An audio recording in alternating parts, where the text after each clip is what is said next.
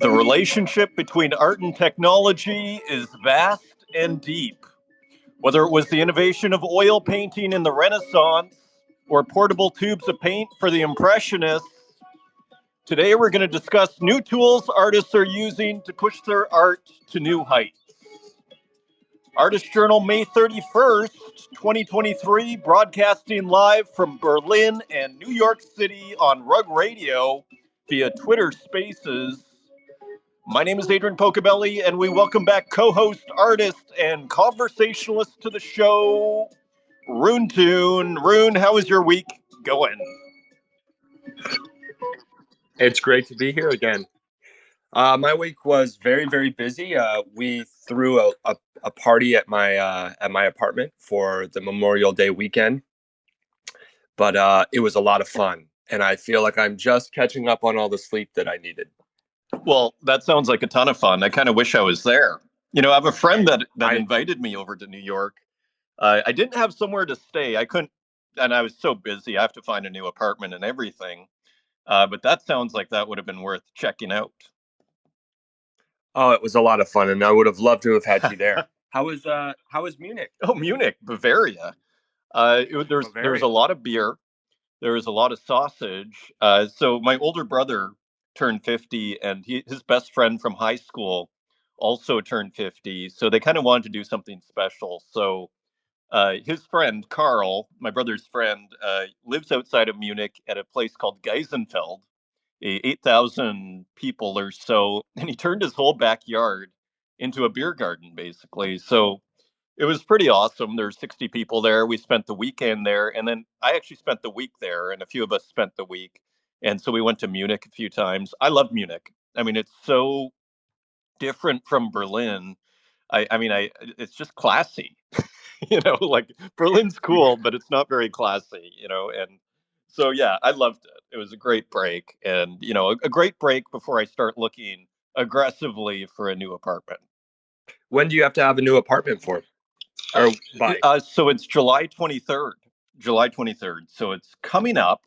So in about a little less than 2 months. I mean, I already have some leads, which is great. And then there's the whole, yeah, it's a complicated business out here, the whole apartment stuff, not to go too deep in the weeds, but, the landlord pretending to move back in when he's not moving back in. But who knows? Maybe he is, but probably not. And all that sort of stuff. So there's a lot of kind of, dotting the I's and crossing the T's, shall we say, that needs to be done over here. So I have to basically assume that I have to move out here, and I will. So, and I'm kind of looking forward to it. I've been in this place for 4 years now, so I'm kind of looking forward to just a new neighborhood, just a new space. Yeah, and I mean, exciting. That'll be an interesting change. I'm curious to see what the backgrounds look like on your show. Yeah, I mean, let's see. I may need to do the green screen or something, and we'll put a nice, we'll put Mars for the background or something. So how are things going with you? So you had a big party. Was there a reason for the party? No, it's really just, we have the days off, and I mean, it's kind of a forlorn holiday to be partying, but regardless, if the government gives us time off, we're going to take advantage of it. So that was really the only reason. And how does a party work in New York? Like, how did you work it? Did you have people over for dinner, or was it something later on? How'd you structure it? Yeah, I mean, I'm fortunate. I'm one of the few in Brooklyn to have a backyard that I don't share with other tenants. So me and my girlfriend just invited a bunch of people over. I have a grill back there. I have a projector. We just projected. It was so much fun. We projected Barbarella, and then we projected after that this movie called After Blue, which came out maybe four or 5 years ago. And it kind of continuing on into this like space themed female led cast sort of movie, very colorful, very visual. Highly recommend for anyone looking for something weird to watch that's also kind of funny. Yeah, and then just people came over whenever they were available, and I had the grill going, had a bunch of bratwursts, Oh, great food. Yeah, tons of fun. So maybe a similar thing. I mean, just finally on the Munich trip. I mean, it was beer and sausage, and I think the most kind of exotic uh, meal we had was the Weinwurst, or sorry, the Weisswurst, which is like this traditional Bavarian meal where you have a white sausage, that's the Weiss, and the Wurst is the sausage.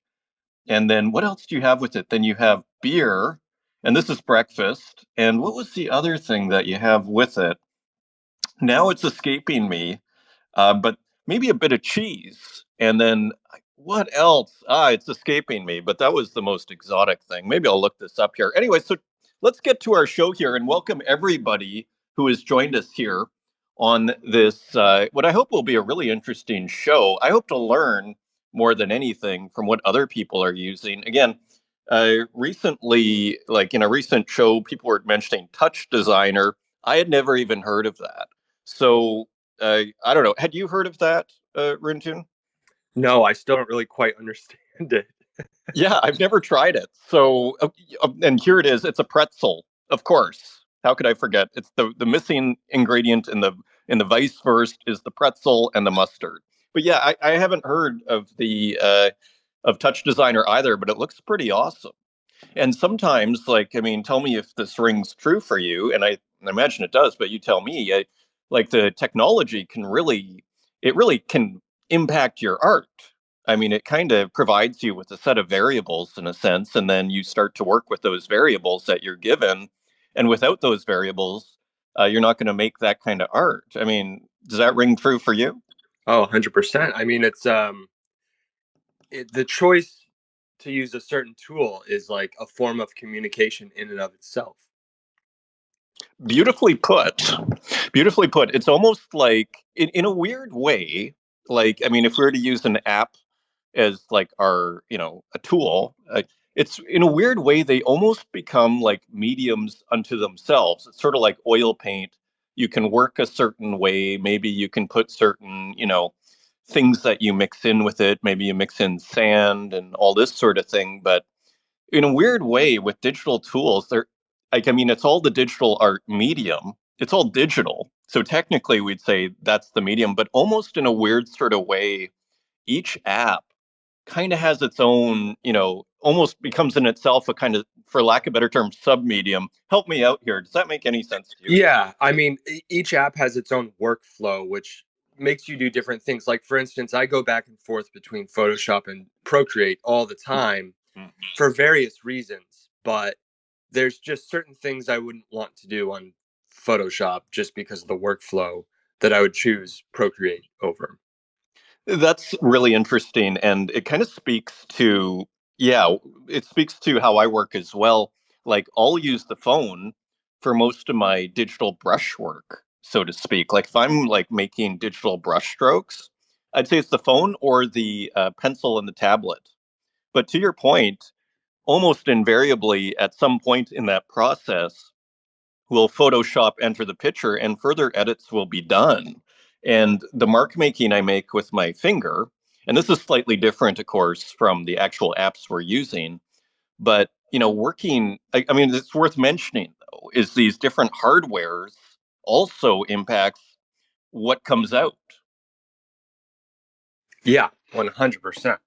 I don't know if you've experienced this, but sometimes, oh, like when you turn your frames of whatever you're working on into a GIF, uh, depending on which app you're using, the GIF will look different. And sometimes what I like to do is deploy my GIF through different things, either through Procreate, Photoshop, or oh, I forget the name of it. I just have it on a bookmark. There's this. Oh, I can't Maybe remember. Ace Sprite? It wasn't Sprite. It's some website where you can just load things. But anyways, the GIF will look different depending on what you're using.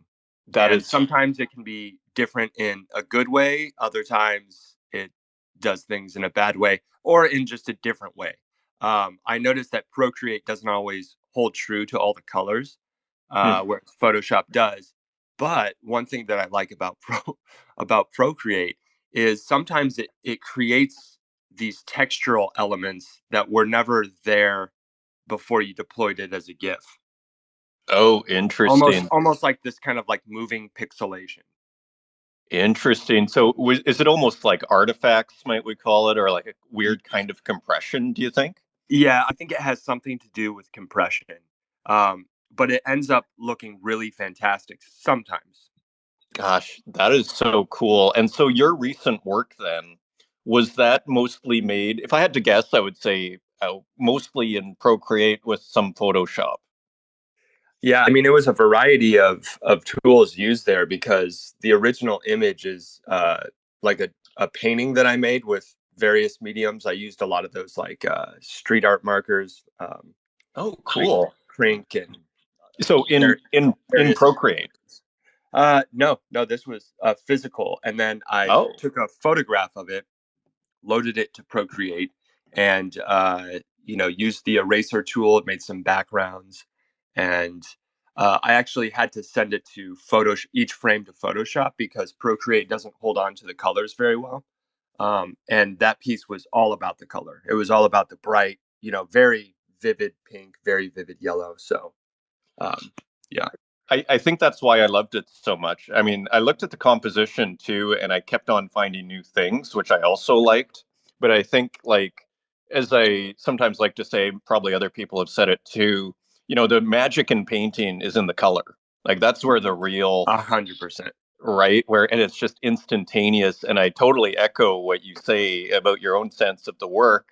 The color was actually for me as well the grand slam, so to speak, in the work. Like it was, yeah, I loved it as well.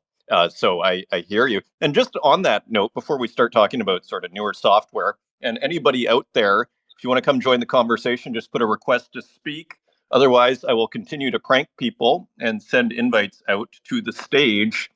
What was I going to ask you here, Roon Toon? Uh, what was I going to ask you? It escapes me, unfortunately. It escapes me. Uh, Something about color? yeah, I guess how long did it take you to make? This isn't what I was going to ask you, but just speak a little bit. Like, how did this actually? I remember the question. How did this come about then? This whole color situation. Like, did you just were you experimenting and all of a sudden it just sometimes you like make a hide a layer and all of a sudden everything looks different, or you put multiply on it and all of a sudden you get magical color.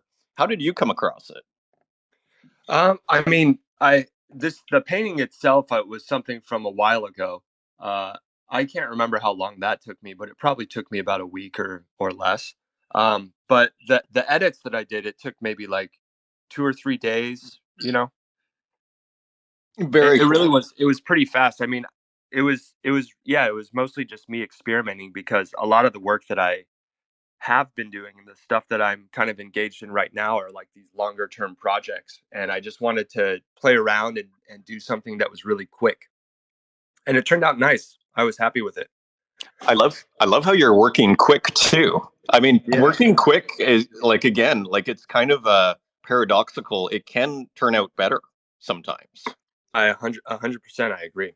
Yeah. And it's weird. Like I had to really go there the hard way. I had to learn the hard way on working fast, and it's just so satisfying too. I mean, you feel like just yeah, it's a great experience. So tell me then, I mean, in your experience, Runtune, have you been picking up new art tools at all along the way? I mean, is Procreate the most recent, or have you been adding stuff, checking stuff out?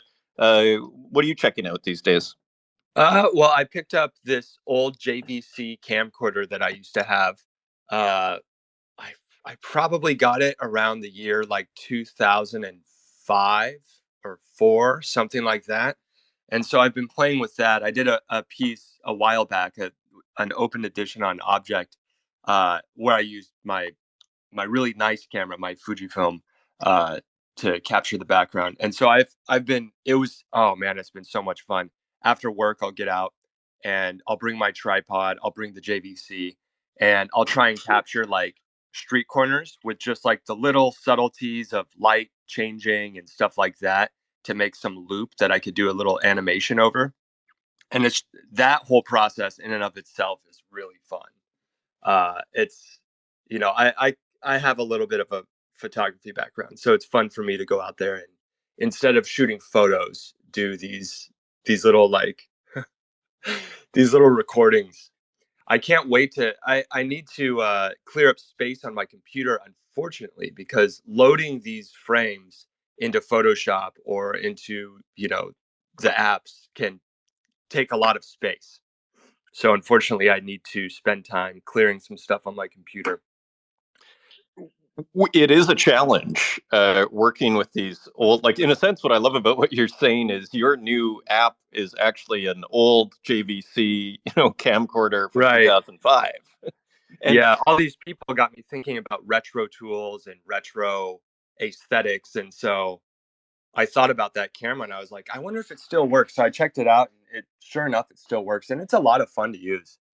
well, it's almost like they're, to use like a musical analogy, they're almost like filters, right? I mean, maybe it's not, you don't even need the musical analogy. Like they are filters of a certain kind.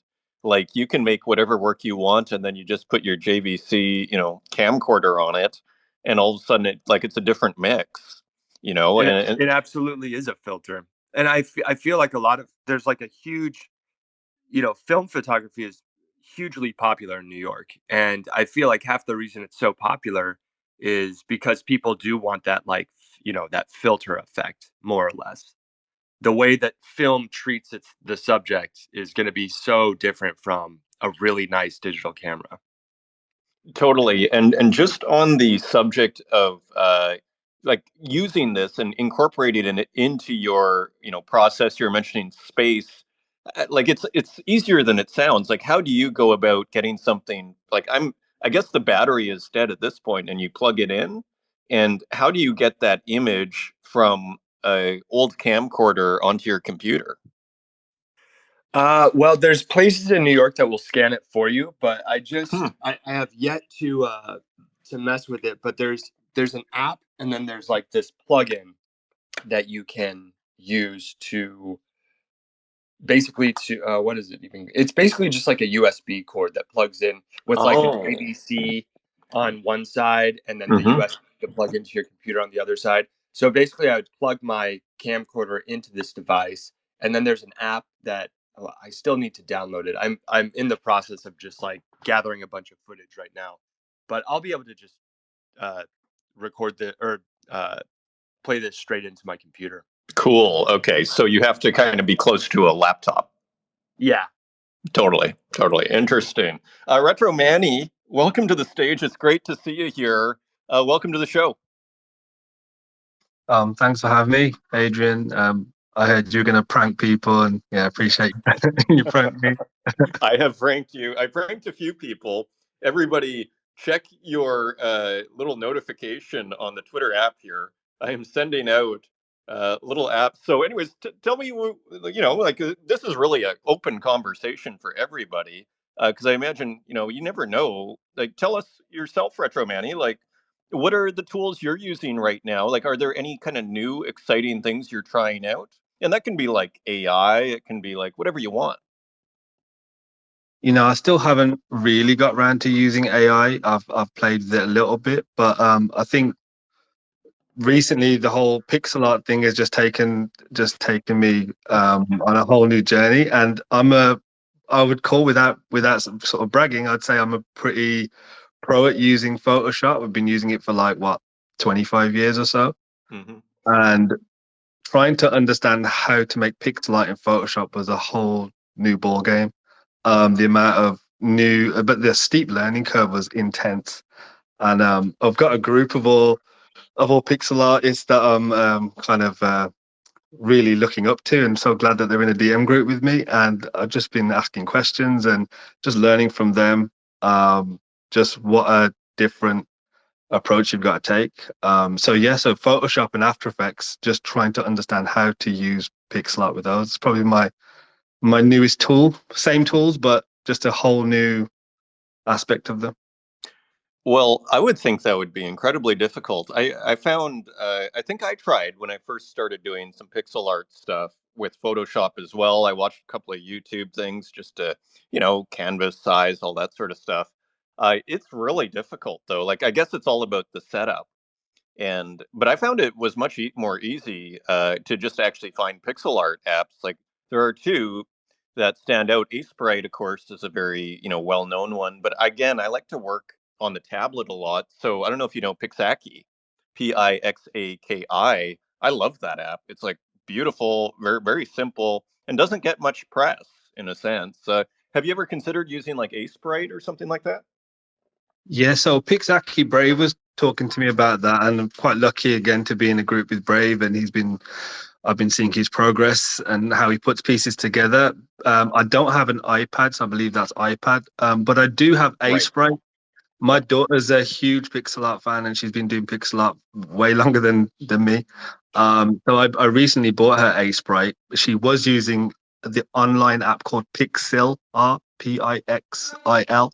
Hmm. So yeah, she's on there. But I found that, well, I guess it depends, right? So it might be a question for you guys. It's a tool. Photoshop is a tool I'm really familiar with, and I know how to bring in other techniques that I know, like how to manipulate blending modes and use effects and things like that, and how to push it to its limits. So I felt comfortable using that to learn. But as I was doing it, I started to think I might have been better off using something else. But it was kind of, I was already halfway down the road to creating what I was doing. So it was too late to turn back. But I think if I ever do another piece, it will definitely be an Ace Sprite, because that is very promising what I've seen of it.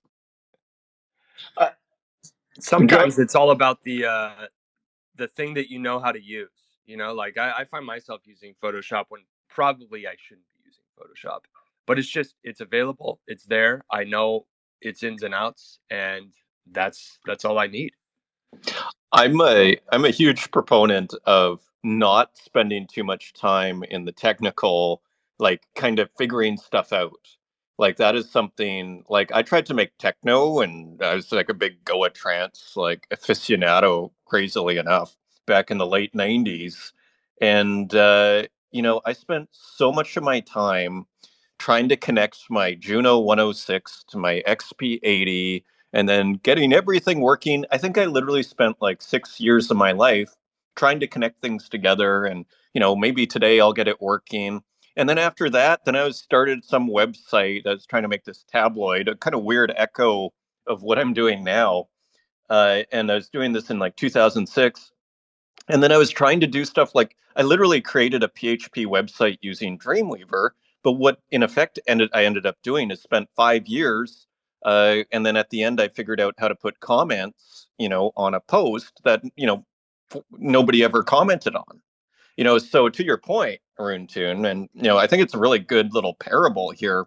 I am all about not getting lost in the technical stuff. So once, like, I'm actually curious. I'm going to ask Retro Manny in a second how he sets up pixel art, because I think it's all about how you do that in Photoshop, how you do the setup.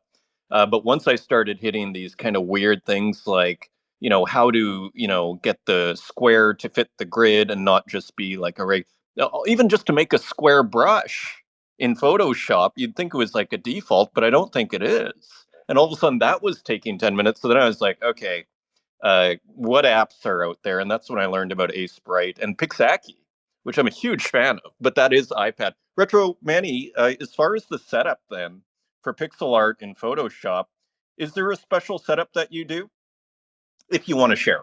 Yeah, no, of course, I'll share. I see Pixel Dreams down there who might be able to call out where I'm going wrong here. But the way I set it up was, you know how it's normally bicubic. I believe the way it deals with the pixels, you've got to set it to nearest neighbor in the preferences. Yeah. So yeah, nearest neighbor, you've got to set the grid up so you can have a visual grid. You don't have to use it, but it's helpful to have a visual grid of a 1 pixel by 1 pixel grid. But I think the biggest problem for me was being a painter and someone who likes to use brushstrokes was the canvas size. So you need to set the canvas size up to the right size. So I actually looked up the resolution of the old Super Nintendo games and I created for those resolutions, but then I transferred those to a larger canvas afterwards. Hmm. Um, and there's a reason why I did that. And someone in the audience is probably thinking there's no need to do that. But there was a reason why I did that. I think it was to make it so that I could transfer it into After Effects um, without an issue.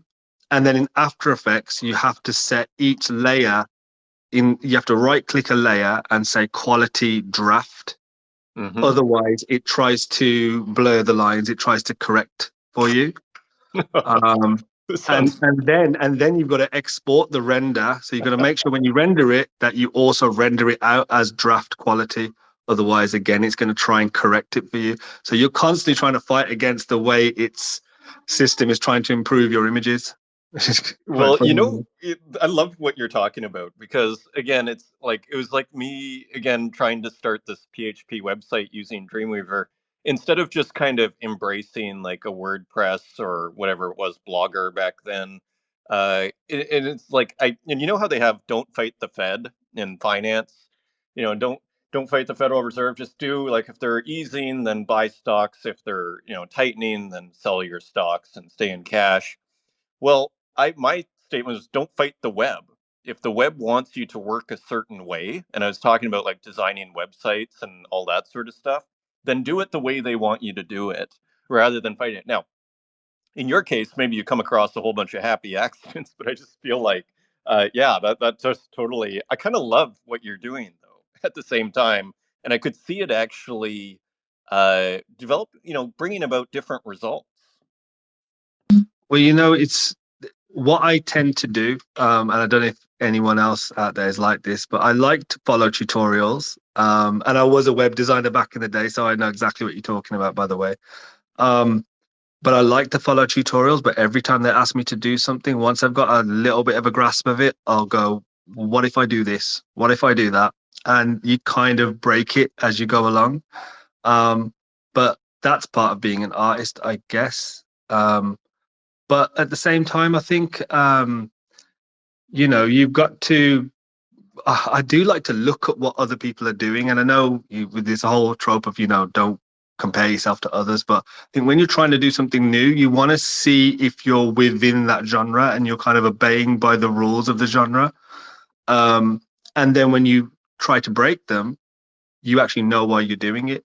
So when I was in the process of making what I was making, I was constantly having to check back a lot of my inspirations, and like I had a whole mood board, and I'd start to realize I was veering off into making it look, I think, in my opinion, far too painterly. So I had to bring it back.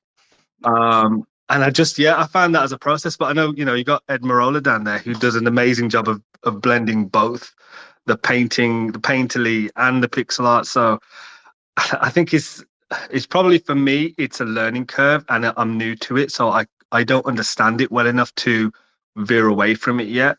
So I was really trying to stick to the rules and particularly looking at old games as well, playing a few ROMs as well and just getting the old SNES out and just making sure I'm within within the parameters. And then I think if I do more of it, I can mess around with it and start experimenting more. Beautiful. That, that And whole process sounds like it's just a lot of fun. You're talking about having a mood board, getting the, Super Nintendo out. Like, that just sounds like so much fun. Yeah, it's something that I absolutely love pixel art. It's my whole childhood, and hey, I'm called Retro Manny, right? So everything I do is about 80s and 90s culture, particularly in gaming. But I was very fearful of dishonoring what I'd come to love. I'm almost like I'd built it up too much in my head. Um, so it was fun, but it was also a little bit scary. But yeah, you're right. I did try and make it as enjoyable as possible, and it was a lot of fun. Is there, so now that you've basically mastered the pixel art in Photoshop, like looking back, would you have chosen to use Photoshop? No.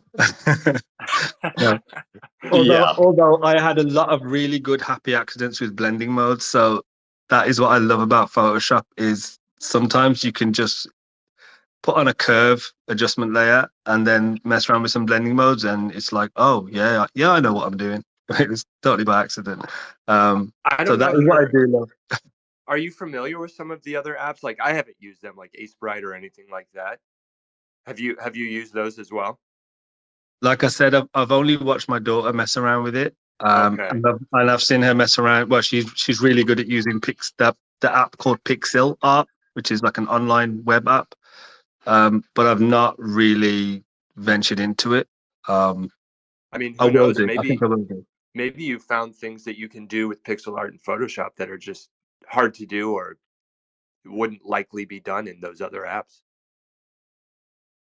That's a good point, actually. That is a Well, good point. Yeah. maybe you should download the beta. Have you downloaded the beta yet of Photoshop Retromanny? Like you can get it. I just downloaded it today for this conversation. I was like, let's see if it works, and it does.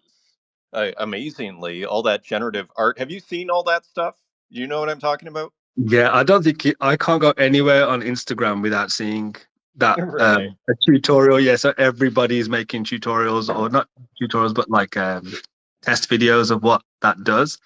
Um, so yeah, I definitely know about it, and it's going to completely change the game. I mean, that's insane because my first collection was all photo bashing. So it's photos I took and then really going in detail to get it to look right. And then I've seen what the generative fill can do. And I'm thinking, man, firstly, it kind of renders stock, Adobe stock at least, useless in my opinion, from what I've seen. And it also renders just all of the tiny little details that you've got to put in to make things blend in just seems to render that useless. Like you can just do it so quickly. But I haven't tested it yet. I will definitely need to get around to testing it. Yeah, I mean the what was kind of like my magic moment, my first sort of generative fill that worked, and maybe the only one that actually worked properly that I was kind of impressed with was taking, a LinkedIn photo of some business guy, and then you know how they're often kind of cropped at the shoulder, and then you just have the profile, but maybe you need more of it if you have like a widescreen shot. And so I was just kind of like put the selection tool around the areas that were basically missing, and like within a second, I mean, there it is. So I mean, it was pretty impressive in that respect. I mean, because that's just like a classic sort of graphic design problem you might have, so I was pretty impressed with that, and just as we were saying, I mean, and how fascinating would it be? I mean, you may get paid, you may get paid off here. Or how there may be a payoff, is what I'm trying to say, doing pixel art in Photoshop, because all of a sudden, if you have your pixel artwork, what happens if you start using the generative fill to start filling in the blanks? I mean, that sounds very promising. You know what? It does. It does. And I am by no means anti AI art. I mean, definitely really it's come a long way and I'm really support it. But there's something about the process of actually me doing it that I'm not sure if I'm willing to let go of it yet. Like me actually going in and knowing that I did it from scratch, however long it may take. And I guess that's kind of the my age and my old ways, I guess. Um, but yeah, I'm not sure yet. I'm not sure how I'll take it, but I know there's loads of reasons, and I'm not bashing it whatsoever. But I'm just saying my own process. I feel like I want to be responsible for as much as possible, if that makes sense. I totally relate to that, man. Oh I man. I almost want to call it like a nostalgia for the real, to use like to almost venture back into all that whole simulation discussion. Like there's a because I think I agree too. Like there's a certain sense that there's a weird kind of, and again, like maybe it's a function of age. Maybe I don't think it is though. There's a weird sort of authenticity. I almost want to say of that you made it rather than AI. I mean, I'm using AI mostly. I am using it. It has become a crucial part of my process. A bunch of stuff I haven't released really, but for brush strokes, like I put these, my favorite thing to do are magnified brush strokes. And I used to use samples and then I'd treat them, sample Basquiat or something and have it so zoomed in that you don't really, you can't even, really tell what it's from. And so I'm able to, create new brush strokes using AI and then zoom in and do my whole process. And it's just so much fun. Um, so weirdly, I'd almost say it is still AI, but it doesn't feel as bad. But I know exactly what you're talking about. Like, especially, it's almost like the more it's incorporated, the more it's responsible for the work. You wonder, I mean, the bias is maybe that, when it's not a fair word here, but, I guess the concern that artists have is, does it cheapen it? I said it. I said it. I mean, and I love AI art, by the way. For me, the what Manny's saying, when I'm working on a piece, I often know exactly where I want to take it. And I was playing with the beta yesterday. I'm reworking this animation, and I quickly realized like it just wasn't going to work for me. Like it might work for a still image, but it was not going to do what I needed it to do frame by frame by frame and do it exactly the way I needed it to do. And then I started playing with some still images of my work and trying to get it to cooperate with that. And I just like hated it.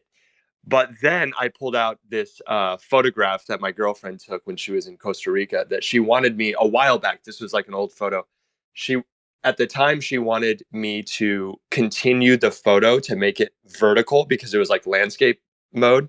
And it was this photo of part of her body underwater. And then what was not seen was the part of her body above water. And she's used to seeing me like fix like shadows and eyelashes for her, and it usually takes me like 2 to 3 minutes to do these fixes for her. But when she asked me to do that, I was like, I don't think you understand. I don't think that's gonna work. So I thought of that photo, brought it out, and the generative fill, when it's not my work, I love the AI. When it's my work, I hate it. I can't use it. Doesn't work. That is hilarious. And so it worked. You loved it. Yeah, I mean, it worked. I mean, it worked enough for me to be like, this will make her happy, and she was happy.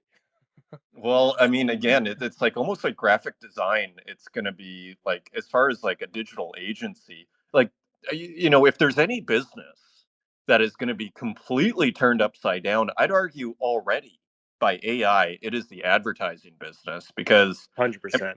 like copywriting, right? I mean, what happens if you're a copywriter right now? Like, I mean, at best, you got to hope that you're a good editor so that you can take the AI and like, and again, like, it's not as easy as it sounds, all this stuff, but geez, if you want copy for your website, just kind of nice copy, and then you like, again, like, it's not like a necessarily a finished product, and but you have a good editor there, and you can kind of get a good product way faster.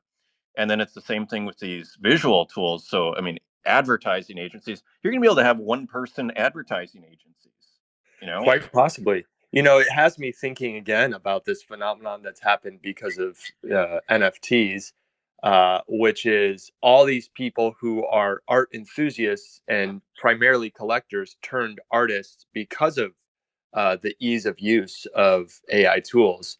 And I'm thinking about that over and over every time I think about different jobs being affected by these AI tools. And what Retro Manny was saying about just maybe it's his age or this old school need to control like every part of the work. I find that it's the people who d- don't really necessarily have like this lifelong connection to working with like paint or markers or whatever who have the best success with AI tools because they don't have that need to control every single little aspect of the image. Yeah, very true. And yeah, I could totally see that. So, welcome everybody. Come join us on stage. What tools are you using? Are you using something we haven't mentioned? I'm sure all sorts of people. I've sent an invite to Santiago and Edmarola and Sabato and all sorts of wonderful artists and Martin Joe and Rennie Fish. Tell us what you're using if you would like, if you're close to a phone. It would be fascinating to hear. And there's PP and everybody. So welcome everybody on stage. So other than that, I mean, yeah, like, I mean, as far as, oh, here's Santiago has joined us on stage. I was just going to say, other than Photoshop, I kind of stick to my tools, and I like to get to know a few tools really well. So I think, it's always tempting to go out and jump on the next shiny object, but it's nice to get to know a few tools really, really well. Like I like Sketchbook Pro a lot for the iPhone, and I think it's on the iPad too. But I'll use Pixaki on the iPad, and then I'll use Photoshop on the laptop. So it's quite interesting how even each hardware kind of has its own software that kind of works the best, at least for me. Santiago, welcome to the show. It's great to have you back. How are you? How are you doing today? I am doing I'm so wonderful. glad to be here. Welcome. Well, I got to say, Santiago, as my girlfriend corrected me, who's from Bolivia, she's like, it's Santiago, not Santiago. Your spaces that we did, I think was the most listened to spaces. I couldn't believe my eyes. I mean, 1,200 people listened to that space in like 48 hours or whatever it was. I mean, that was a new all-time high. So a real testament to you there, Santiago, and all the friends you've made along the way. That's beautiful. I didn't know that. Yeah. So I'm happy. Yeah, I'm happy too. That was great. We really got some reach there. So tell us, I mean, you're such a huge experimenter. I'm so thrilled you came up on stage here. Tell us, what new apps are you using? I mean, you've even made like your own apps using ChatGPT to create software. I mean, tell us what are you experimenting with these days? Yeah, so I started doing those painting tools for myself using P5GS with some help from ChatGPT. In the last part, for example, the one that you dropped, something from the desktop or from the web, it was more like watching Daniel Schiffman and making the box and then using ChatGPT to put that in order. So I think that as soon as you are typing something and copying and pasting, you are basically doing what coders already do, even if it's not that complex in my case. Well, that is a very interesting thing. I mean, I think I saw there's some address that the NVIDIA CEO made, and of course, NVIDIA is all the talk of the town right now. And he gave some, what do you call it, at college? In somewhere, I think in Asia, he was giving this address, and he was saying that basically, like, everyone's a coder now.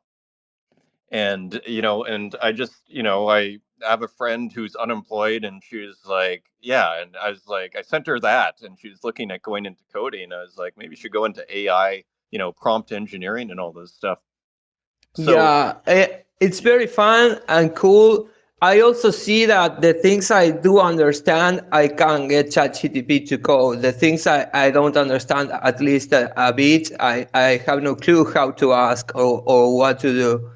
But about art tools, okay, so I am a Blender user for now 13 years, and I have learned so slowly that anyone who's around in the space and has been a couple of months knows a lot more than me.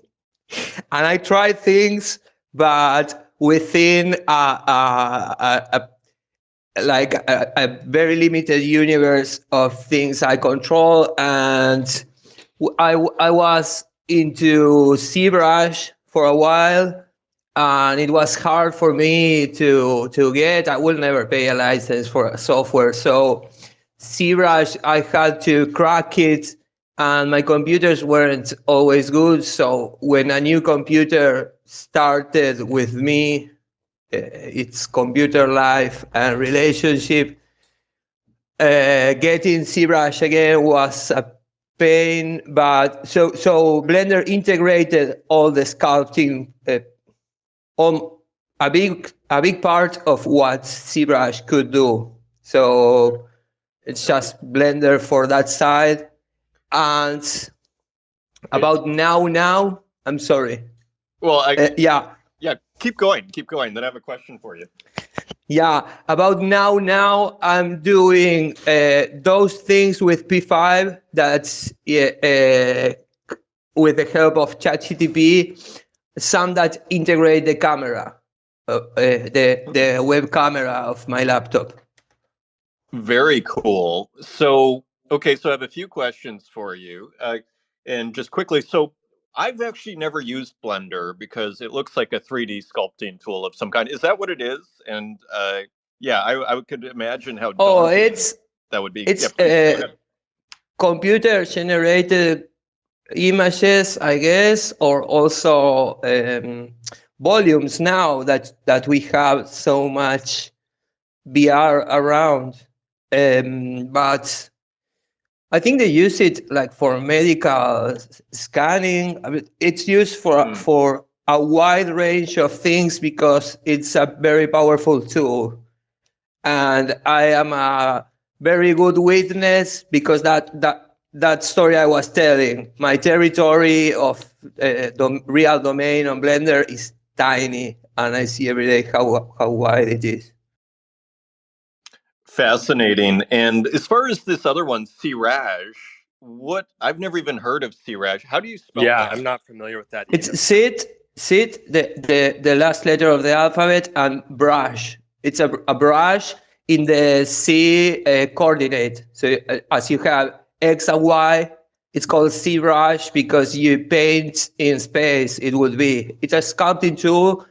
As there's many. There's one that's Nomad that is for mobile and tablets, and also web. That you start with a ball and you start sculpting out and in of the ball.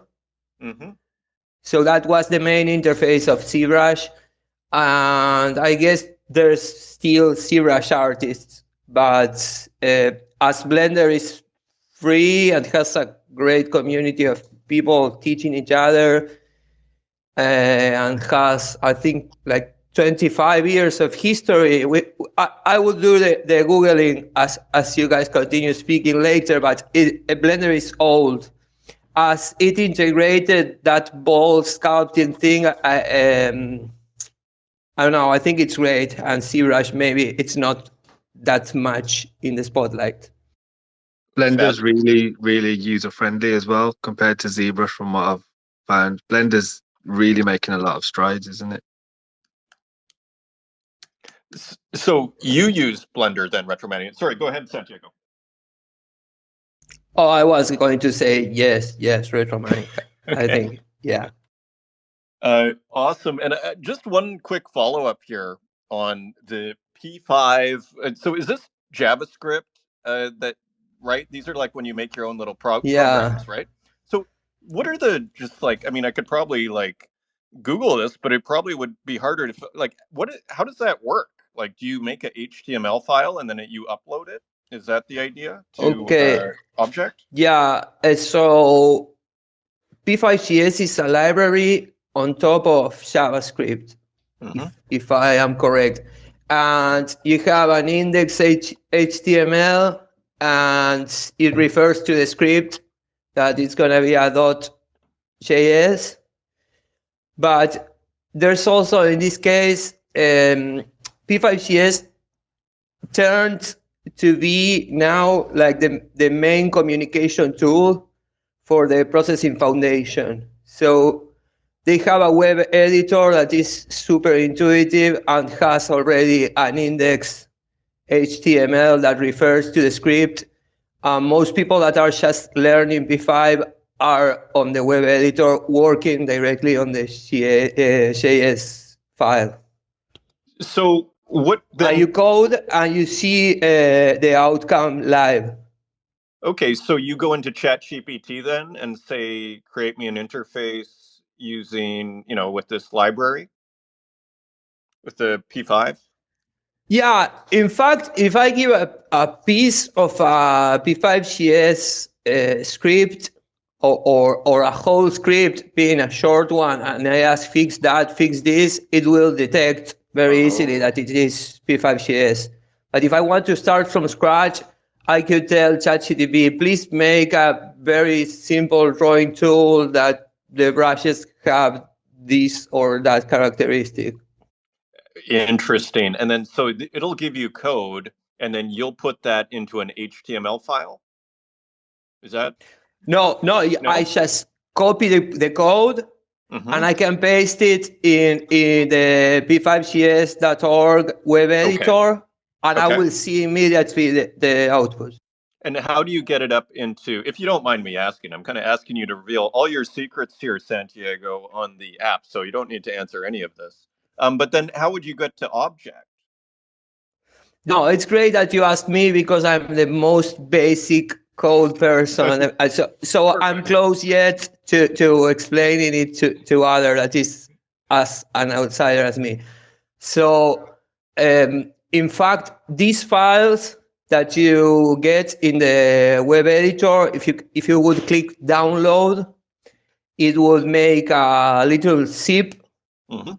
And inside the zip, the things that will be there is the script and the index.html. And if you make folders with images for your script and call them inside the script, it will also include that in the zip. And I think that not so long ago, I had some things that I would have to decompress and change a bit the shape of the folder because there was like one more layer of folder, one less. Mm-hmm. I think Object was taking directly the files inside the zip, and this zip downloader from the p5gs.org has one folder with the things inside. So that's the only thing I have to change. But when I started minting this, that was like October 2021.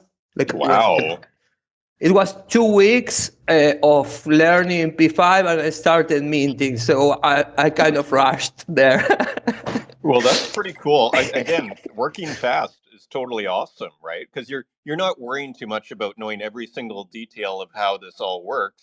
You're just trying to make something work, right? I think I have the experience of painting that helps a lot. You can try to control as much as possible, or you can try to know as much as possible. I have these lists for the year or the month of what I should do, and I always learn art history, but I'm weak at art history.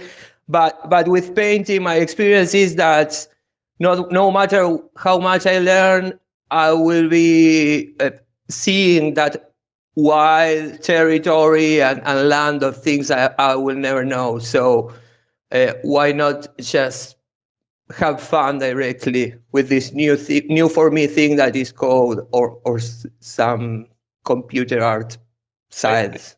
Santiago, are you familiar with? There's an app called the Art Story. If you want to learn art history and you just want to do it at your own pace and just kind of like read stories, read about artists, I would recommend that app. It's really nice. I will get it. I will search for it and get it. Thanks, I'll send you a link.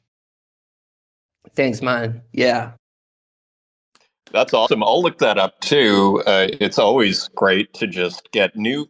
You kind of constantly got to be feeding. It's like, I think there's this image in ancient Greek philosophy that it's like there's water that's always coming out of the vessel or out of the glass, and you kind of constantly got to be filling it back up.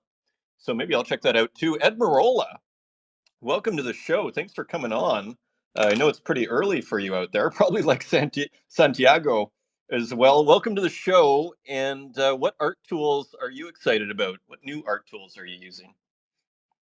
Hey guys. Hey everyone. Hey. No, so the thing welcome. Is, thank you.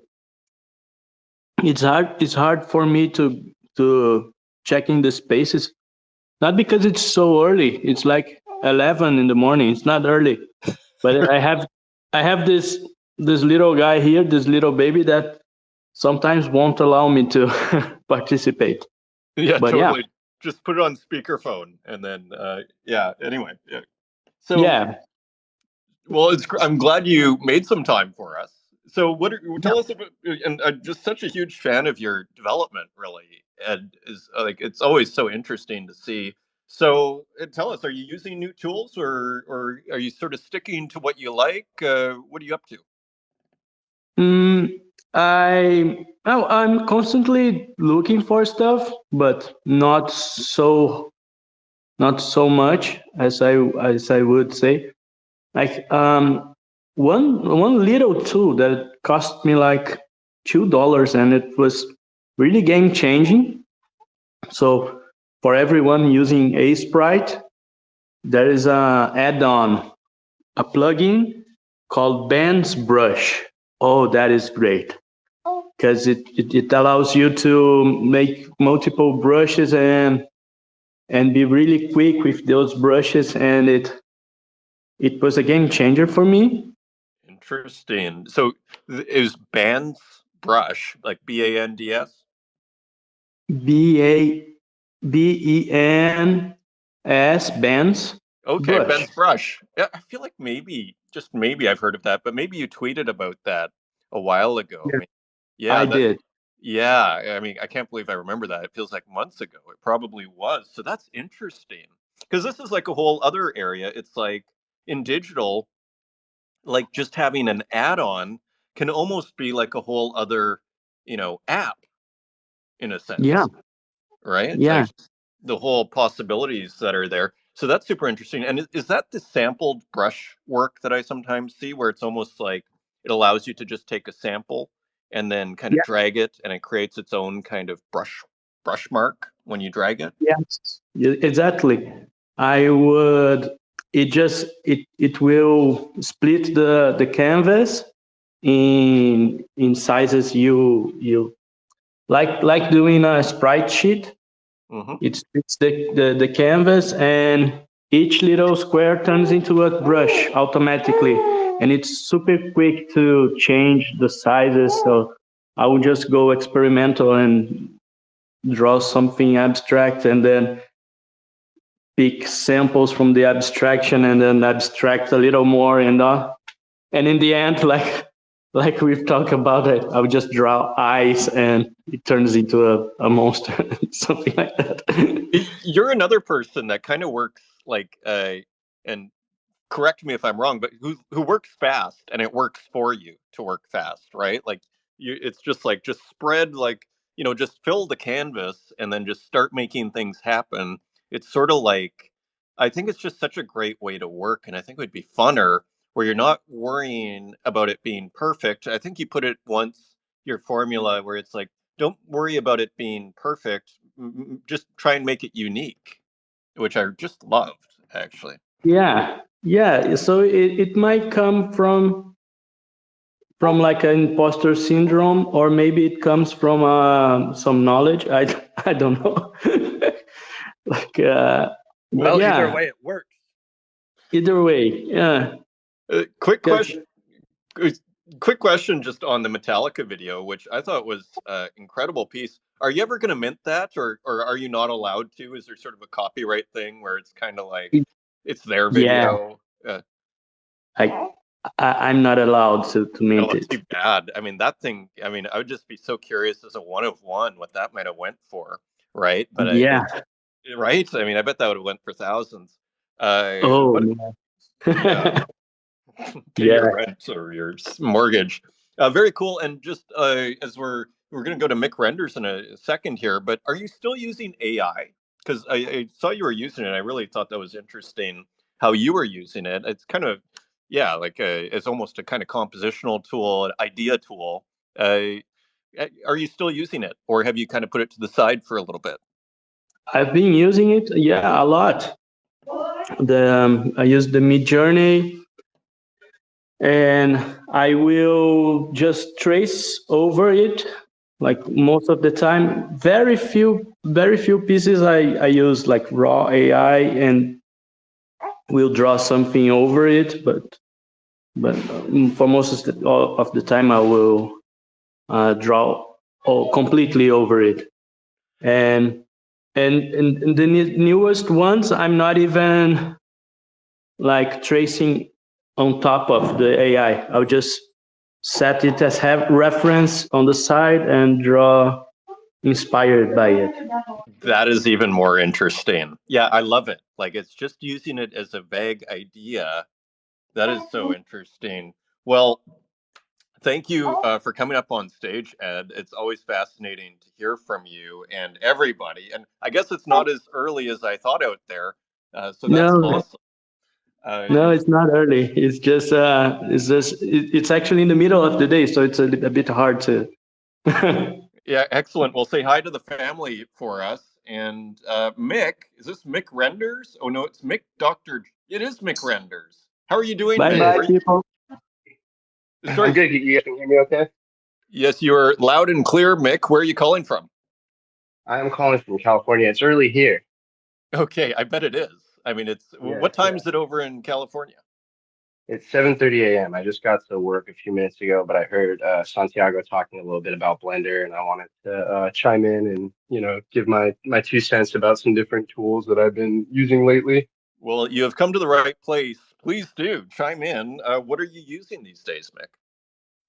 Yeah, so I know a lot of people have been using like AI and AI assisted tools, and one of the really interesting things about Blender, it being open source, is that like a lot of these tools have been integrated by the community into certain like add-ons and things. So one of the things that I've been having a good time with is using like Midjourney to generate different like textures or different, kind of like abstract things, and then taking those into Blender. And there's actually a AI plugin that will create like normal maps and like bump maps, bump height maps Oh, from wow. whatever texture you're giving it. So you can kind of create these, like I've seen people use it to create like abstract, like Aztec walls. You can kind of easily texture an entire scene or an entire room, just with a few tools like that.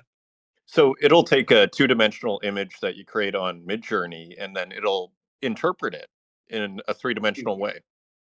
Exactly. Yeah. So it'll give you like the normal map, like the pink and blue looking map of, where the light should be going, and then, simulate that in 3D. So you can get these kind of really interesting, textures that are unique. Because I know a lot of 3D artists too will, use varying materials that they'll find online or models that they'll find online. So in this sense, it's at least kind of like creating your own unique, materials in a new way. Very cool. And so I didn't realize Blender was open source too, which It maybe, is, yeah. yeah. So is it free? I mean, maybe that's It the, is true. yeah. Okay. Good. Very interesting. And you've been using it for years. I've been using it for a little over a year, Okay. but So, I've been doing 3D for about 2 or 3 years now. I actually started with 3D printing. So I got a 3D printer first, learned how to use that, and then said, maybe I want to, do some, be able to make my own things and 3D print my own things, and then kind of went from there. wow. So I didn't realize Fascinating. you can make your own, I guess you can buy your own 3D printer, but I assume it costs a lot of money. Like, what do you put in for ink? So it's pretty crazy because just a few years ago it would have been a pretty expensive endeavor to get started in, but the barrier to entry is getting less and less expensive. I think Micro Center, which is one of the local electronic stores, will run deals where so you can get a Ender 3, like a starter 3D printer for around $100. Wow. Not Yeah, and bad. then the filament itself is usually it's like $20 for like a kilo of filament. And you can go a pretty long way with that amount of filament as well. That is dirt cheap. That is, Hmm. wow. And so are you still using it or did you get bored with it?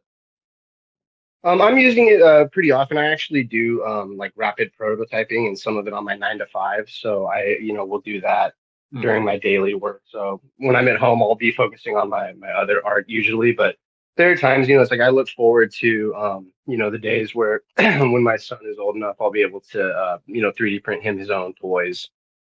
Wow, that is super cool. Yeah, I gotta look this up because again, like you just start thinking, it seems like a lot easier to make these kind of 3D files these days, and then all of a sudden, like I just think of like the Kurt Hustle Collective, if you know them.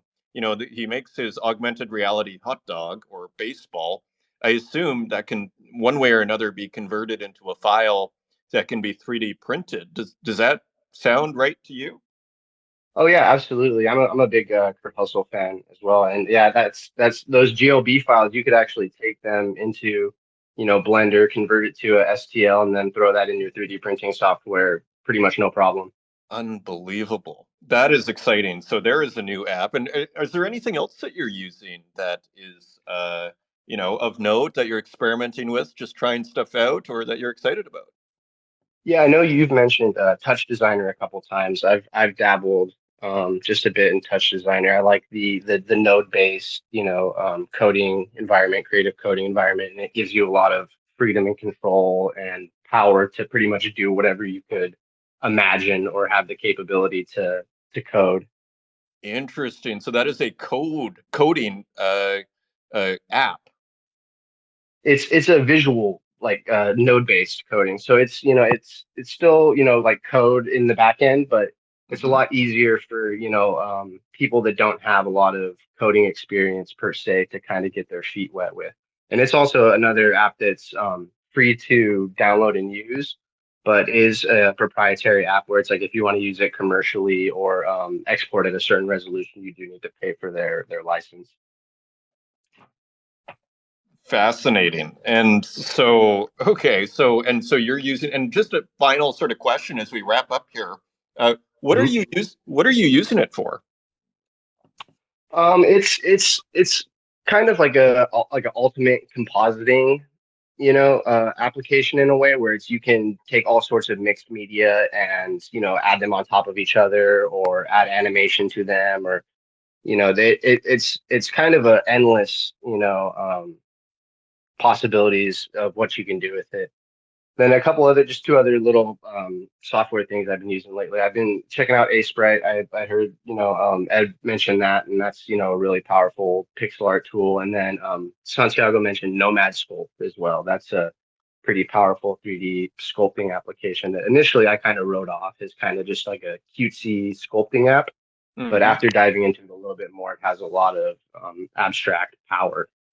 Very interesting. So, just as a final sort of kind of question here, then, uh, how do you approach new tools? Like, do you go out and search for them, or do you stumble across them and see what's there? Do you wait to see something interesting? I mean, it's kind of I don't know how I would answer that question, but do you have an answer for that question?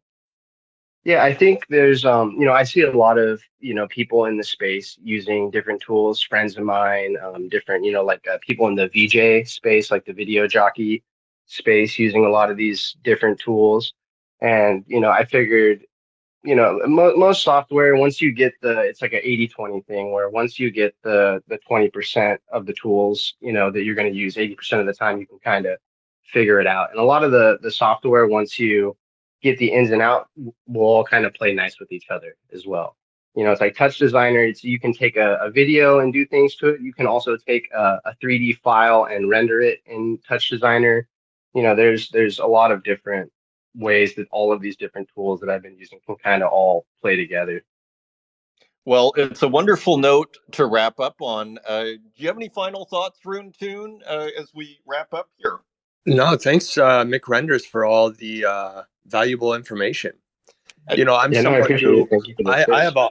have a hard time with the new apps, and it takes me a long time to kind of like find my bearings when I'm like on a new app. So it's always inspiring when I hear people like you talk about this like huge variety of apps and tools that you use. I Yeah, thank you. I totally appreciate it. Sometimes it feels like it's spreading myself too thin, but then when I realize, okay, they can all kind of work together, it grounds me back a little bit. Yeah, I find it inspiring as well, and yeah, you can actually, if you just keep chasing the next new tool, it can be a tricky thing. But like you say, there are certain tools that you kind of gravitate towards, and that will come together and kind of can find a place in your process over time. Well, thank you, Mick, as well, and thank you everybody who came up on stage. Santiago, Retro Manny. Oh, Retro Manny has his hand up. Retro Manny, go for it. Yeah, sorry, just a quick one. I know there's been a lot of talk of Blender. I'm in a Blender DM group where we all just there's no shilling. It's just people sharing information about what they've learned on Blender and just helping each other with new tools and progress and work in progress and things like that. So if anyone does want to join, just send me a DM. Awesome. Yeah, send Retro Manny a DM to learn more about that. So thank you, Retro Manny. Thank you, Ed Marola. And thank you most of all, Roon Toon, and everybody else listening out there. Thanks for joining us. And until next week, we'll be here once again. Take care.